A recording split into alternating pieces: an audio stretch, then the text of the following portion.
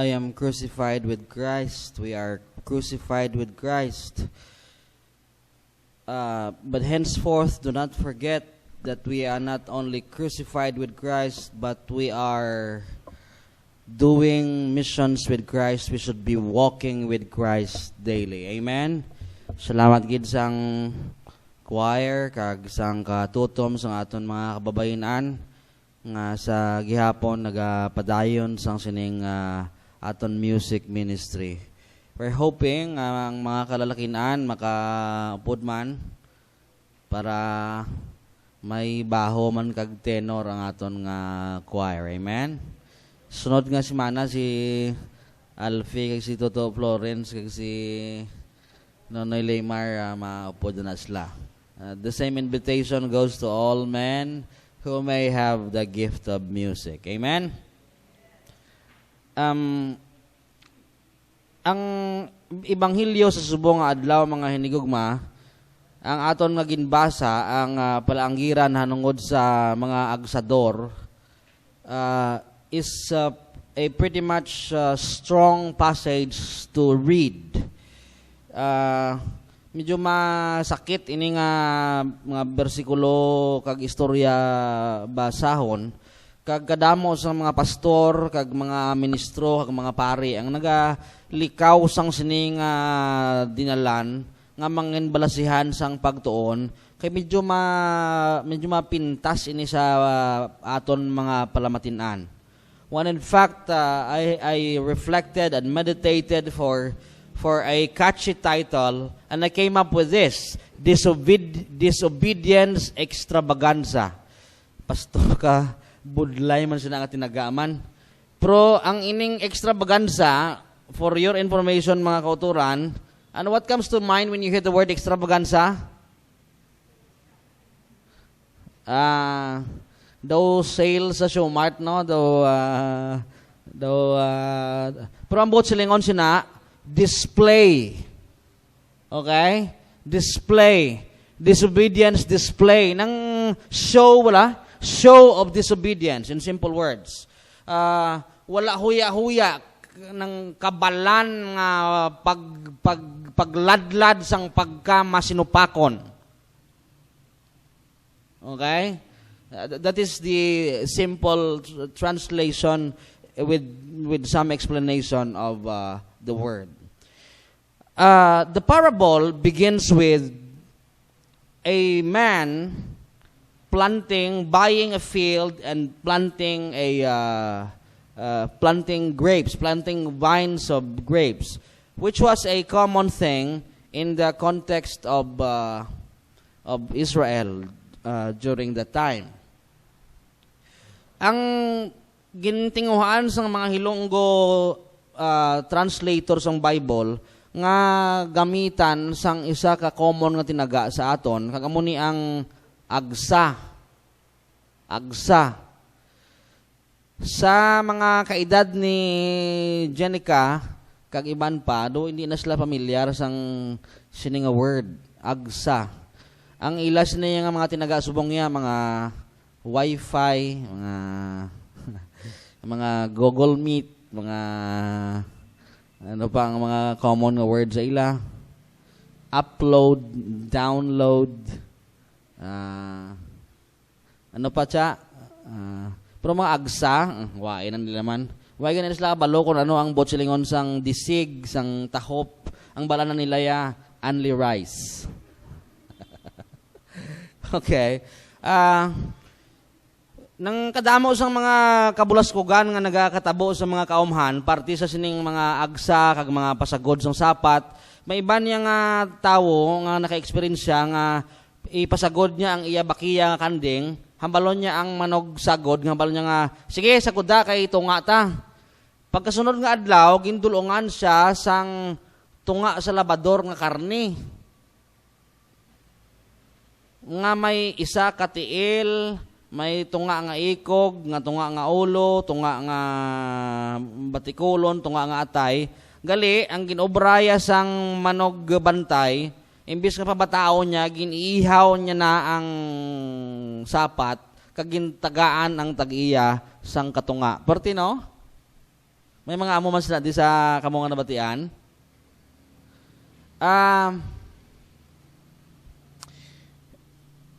According to the story, anuhan niya, rintahan niya ang ginpaagsahan niya sa mga agsador kag sang pakadtuan niya na sang iyang mga sumulunod, sang iyang mga sulugoon agud kwaon ang iya parte. Ahay, maayo patuya ang nagsagod sang kanding kay katunga pa sang sapat ang iya nga ginihaw. Ang iya kuno nga ginobra, gin bakol, gin patay, gin bato ang mga ginpadala. Okay? That's according to the story. And by the way, sisters and brothers, to make it short, the vineyard here, in the story, ang iya isini nga immediate nga kahulugan, ini nagapatuhoy sa nasyon sang Israel. Ginpadalaan sila sang Dios sang mga propeta, way man nila ginpati. Mga kasakitan, kamatayon, iban pa nga mga kabudlayan ang ginagyan sang mga tawo nga ginpadala sang Dios. Agod tudluan, sabdungon, giyahan, kag pahanumdumon ang mga Israelinhon. So, they rejected the will of the Father at the first place by doing this. Kung inyo madumduman, mga kauturan, ang tablet of stone nga ginsulod sa Ark of the Covenant, it was no longer the original tablet of stone na ginobra ni Moses. Ano gani ang ginobra niya sa, ano gani panawag sini? Ano gani ang word ta para sa mga una nga mga ginpang-obra? Mga prototype. Naalala ni Chari ang prototype. Prototype nga model sang salakyan, prototype nga unit sang cellphone, meaning the first one, okay? Ang una-una gid nga ginobra. Aha, sisters and brothers, wala pagani ma-inaugurate, wala pagani ma-announce ang Ten Commandments. Ahay ang mga tao sa Israel, ara na nakita na abtan ni Moises nga nagasimba sa Dios nga ilagin paobra kay Aaron. Disobedience extravaganza. Okay? Wala sang huya nga pag-display sang ila pagkamasinupakon sa atubangan sang Dios. It was an utter neglect, utter complete rejection of the will of the Father. Secondly, hindi lang ang amay kag ang iya mga sugo ang gin-reject, ang gin-baliwala, ang gin-disobey sa mga Israelinhon. They also rejected the Son Himself through this. Ang mga painting sa Bible, sa internet, ining gina-paint bala nila nga daw ka dramatic, sensational sang hitsura sang crucifixion.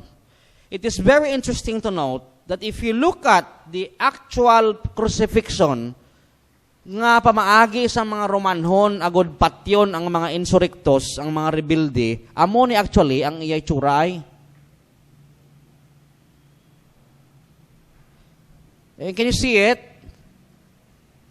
That is how gruesome it is. Hindi iya paryoso niyo nga daw ka-cute bala tuloko na nga daw nagapost blaya ang mga ginapang lansang. Tanawan ni blaya ho nga daw kulang na lang pag ipaguyod sa kabayo sa apat ka corner ang imo nga kamot, isa ka kamot, ang isa ka tiil.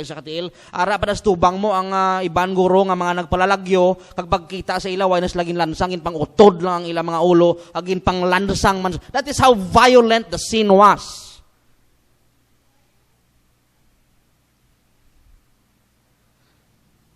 Parental guidance para sa mga bata ang aras tupad nyo.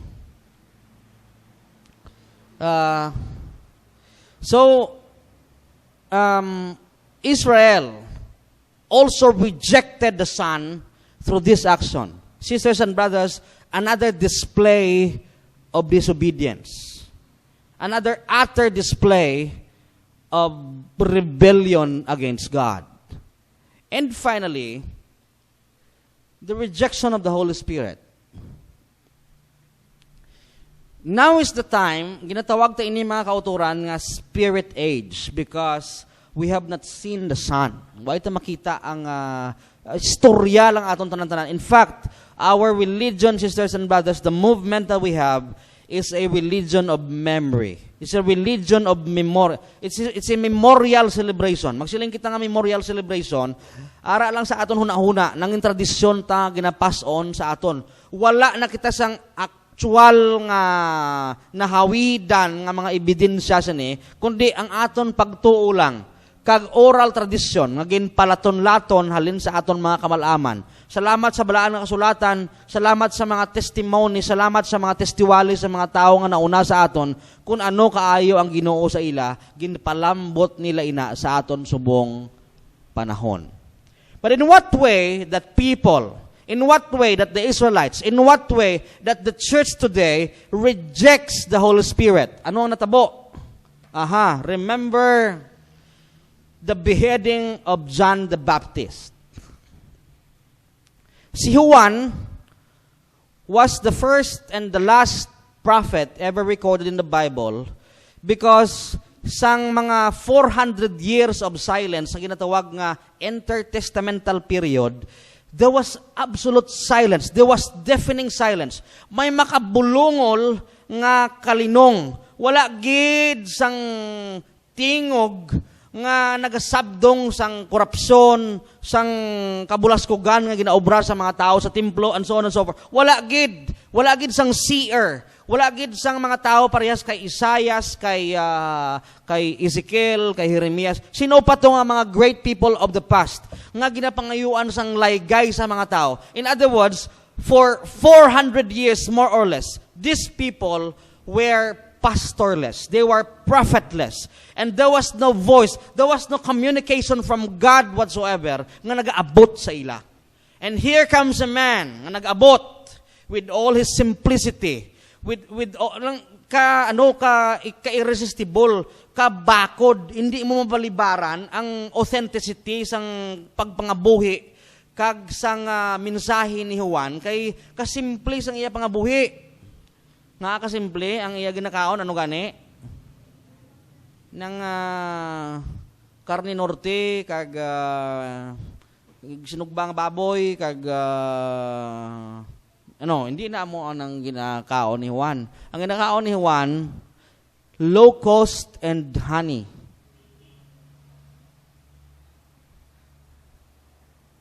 Locust, hindi na locust nga mahal ha. Ang locust sa aton niya high cost. Kasi ang locust ini bilang inang ko bilang singi, apan, which is tibakla silang sa Tagalog, okay?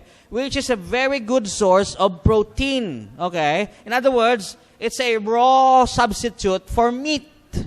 Okay? Ang iyang sugar, ano ganitong honey, nga amo man na ang nagakatabo sa kanon, sa bulb, sa sa balinghoy, sa kamote, sa ano pa nga mga carbs nga aton ginakaon, they are transformed into sugar, which is an essential need of our body. So ang lifestyle ni Juan, tama ka simple, there was no trace of corruption in his lifestyle. Ang iya bayo, nanamian gid si Brother Tonyo sang barong ni Pastor, sale ini halin sa SM City nga tig 300.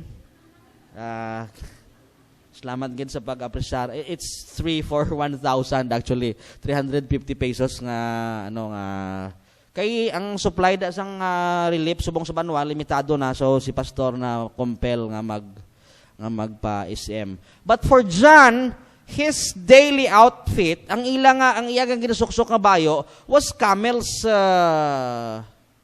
ng leader blas ang panit blas ang kamilyo. I'm sure wala to ginpatay ni Juan ang camel kundi nakitaan niya lang to nga patay na, tapos nakitaan niya nga pwede na maubahan ang camel sang iyang panit. The point is, John, sisters and brothers, was not only a prophet, he was not only a teacher, he was not only a baptizer, he was not only a voice in the wilderness, but he is a person worth emulating. He was a person worth following. Okay? Ang anong natabo? Tungod lang sa pangabay sang iya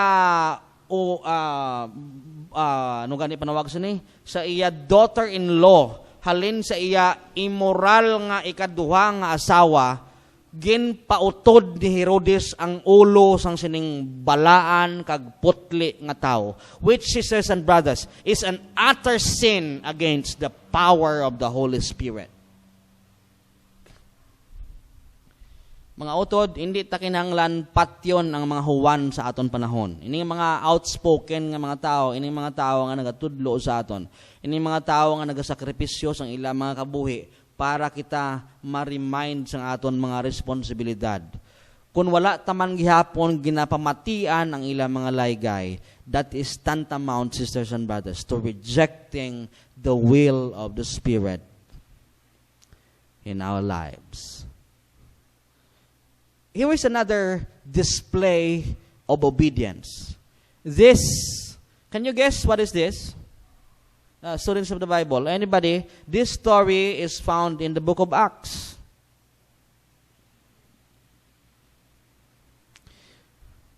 This is the stoning of the first Christian martyr by the name of Esteban, the deacon.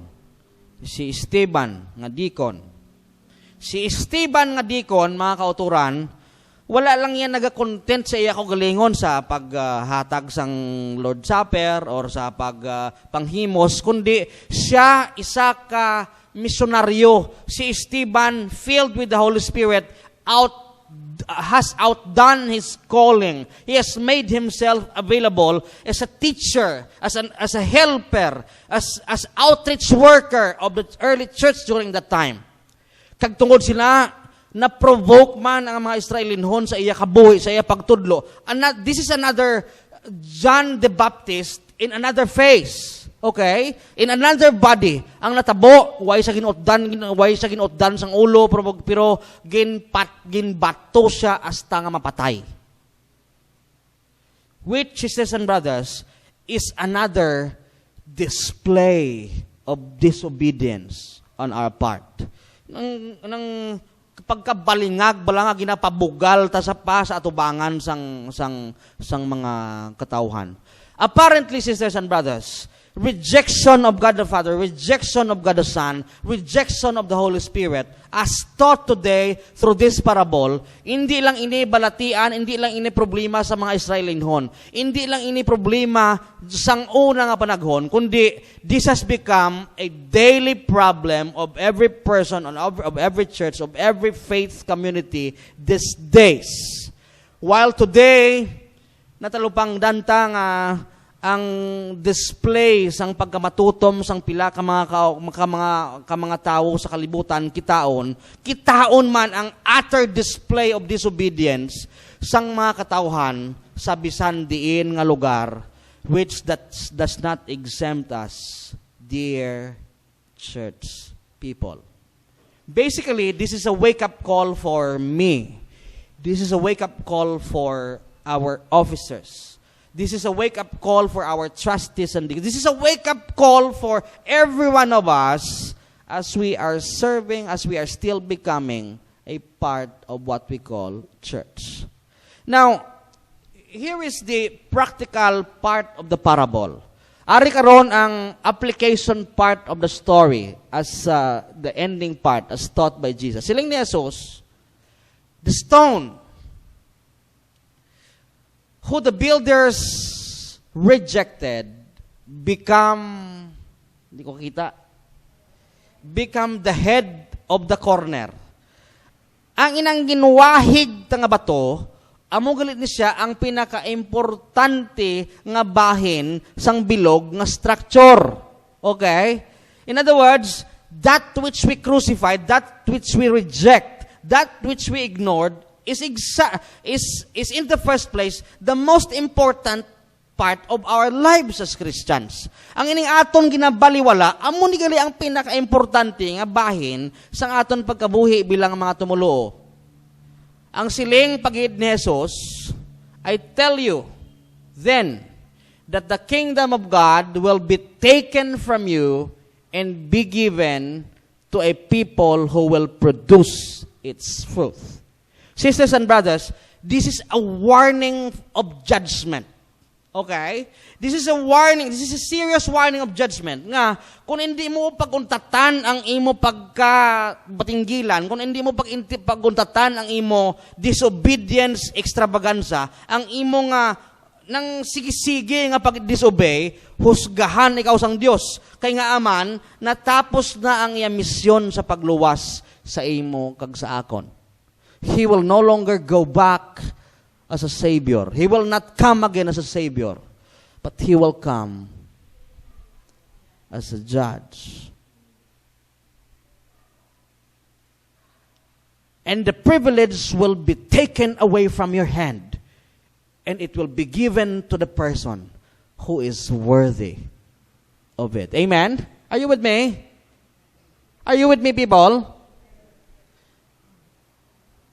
Sa Ilonggo translation, basi hindi ta maintindihan, basi may comprehension problem kita sa in English. Basta akong ta sa vernacular. Dayon nagsiling si Jesus, amo ina nga hindi na kamo ang pagharian sang Dios, kundi ang mga tao nga nagatuman sang iya ginapahimo. In other words, God is looking for display of obedience and not display of disobedience. Ang bisan sino nga mahulog sa sini nga bato, take note of this warning again. Ang bisan sino nga mahulog sa sini nga bato, mabali. Pero ang mahulugan sang sini nga bato, madugmok gid. Pili ka, din ka mahulog ka sa bato o kon mahulugan ka sang bato. Ahay. Either way, you lose. Pero ang punto mga kauturan, nga ang ining Ginoo ta ginatawag ta nga bato sa aton kaluwasan, rock of our salvation, hindi niya dapat hulugan. Hindi niya dapat magdugmok sa aton, kundi amo niya supposedly ang Dios nga aton palanaguan, ang Dios nga aton palalipdan sa tion sang mga kabudlayan kag kabugatan. But it's a warning that the same rock of our salvation could also become the rock of our perdition, the rock of our damnation, if we continue with our display of disobedience. Today, sisters and brothers, the vine of the Lord still awaits us. The verse that we knew all throughout our Christian life is still ringing on our ears and on our senses and on our minds. The harvest is plentiful, but the workers are few. Let me ask you again, sisters and brothers, let me give you this challenge once more as we conclude. As your pastor, hindi ako gusto nga mahulugan lang kita sang sininga bato o kung mahulog kita sa sininga bato, kundi kita tanan-tanan mangin palalipdan, mangin proteksyon taghapon ang ining bato si Ginoong Hesus. Hindi siya mangin huwis sa aton, kundi siya mangin leader nga aton sundon. I want you all, sisters and brothers, to bow your heads as we ponder upon the challenge that I'm going to give you today.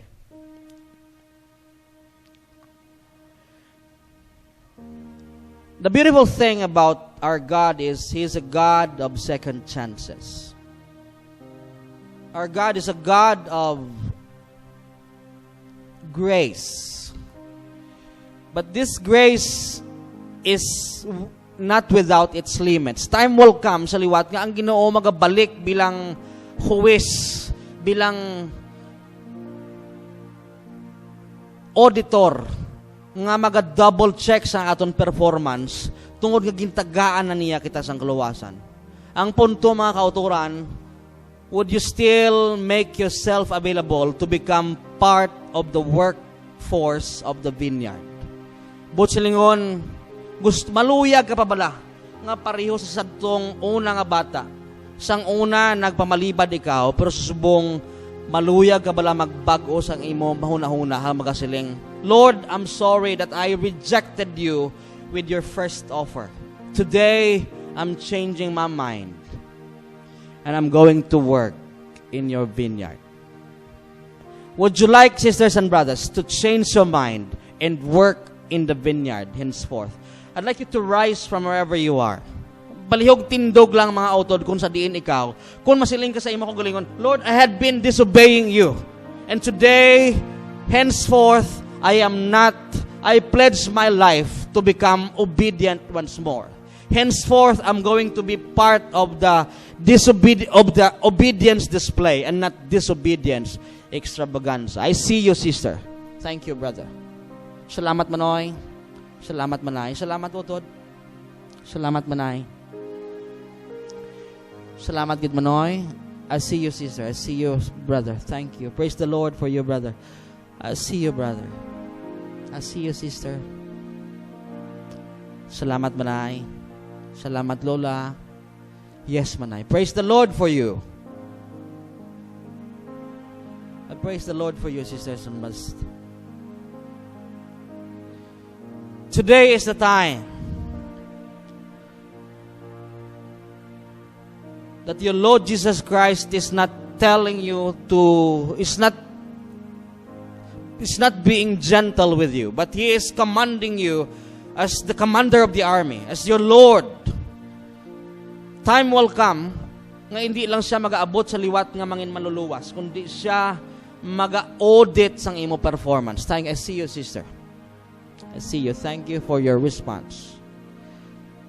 I see you, sister. Thank you, manay. Thank you, ma'am. Thank you, brother. Thank you, brother. I see you. Oh Lord, your people are responding once more. And thank you that for those who are seated, thank you that there are people who are in the obedience display. And for these people who may have been guilty of displaying disobedience, accept their intention to go back to you, the Lord. It's never too late for these sisters and brothers who desire to be fruitful, who desire to become obedient. Kagabay nga sumugod sa subong adlaw, they will go back to their lives, they will go back to their domains. Magapanumbalik sila sa ilang mga ginhalinan. Nga wala na sang wall, sang division between their life here as a worshiper and their life there as an ordinary person. Henceforth, they will walk as a missionary. They will walk as your worker. Their lives will become living testimonies of your faithfulness and of your gospel daily in their school, in their business, in their barangay, in their sitio, wherever they are. Salamat sa sining commitment sa imo mga katawhan. And henceforth, it's going to be a display of obedience and not otherwise. Thank you, O Lord, for your gospel. Thank you, O Lord, for your challenge. Thank you, O Lord, for today that once more we could experience and feel the power of your word, which is sharper than a double-edged sword. Thank you, O Lord, for your conviction. Thank you, O Lord, for the cleansing that we have experienced today. In Jesus' matchless name, everybody say amen. Thank you, sisters and brothers, for your response. You may now take your seats.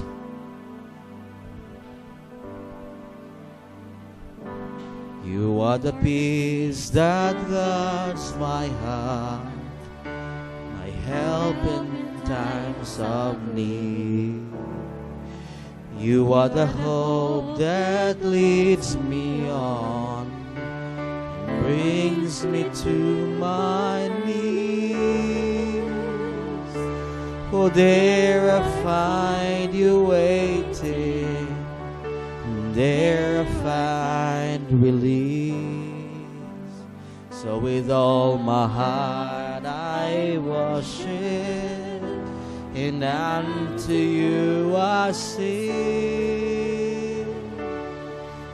For you alone deserve all glory, for you alone deserve all praise. Father, we worship and adore you. Father, we long to see your face.